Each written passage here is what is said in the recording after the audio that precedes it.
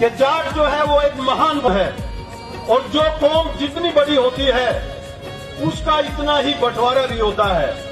अगर किसी के घर में 8-10 आदमी हो, जैसे दादी चंद्रो कह रही थी, मेरी दादी नहीं बल्कि मेरी तो सास के बराबर है, मैं तोमर में ब्याह रखा हूं, वो कह रही थी कि अपने परिवार को बढ़ाओ। अगर परिवार बढ़ा होगा तो बंटवारा भी होगा, उससे घबराने की बात नहीं है। जाट का भी ऐसे ही बंटवारा हुआ है। आज आप देखो, जाट एक बड़ी कौम हिंदू जाट है, उसके साथ साथ सिख जाट है, उसके साथ साथ बिश्नोई जाट है, उसके साथ साथ मुस्लिम जाट है, उसके साथ कुछ खुद लोग भी जाट हैं और कुछ जैनी भी मेरे इलाके में जाट हैं। ये जाट महान समाज है। इसने अपने दिल को खोल के रखा, इसने किसी धर्म से जो है ना किनारा नहीं किया और इसने किसी महापुरुष से किनारा नहीं किया।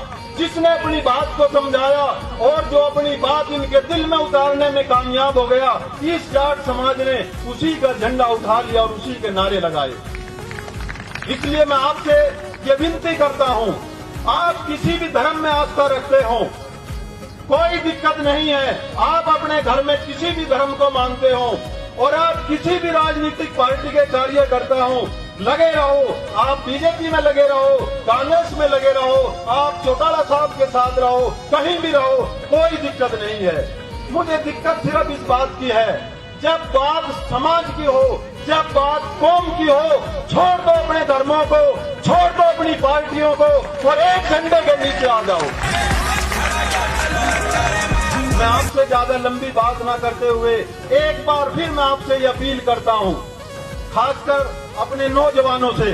सोशल मीडिया में भी ये बात बहुत उछलती है, बहुत लोग मेरे ऊपर भी कमेंट्स करते हैं कि इसके सर पे टोपी है, इसके चेहरे पे दाढ़ी है, ये ऊंचा पजामा पहने हुए है, ये कहां का जाट है।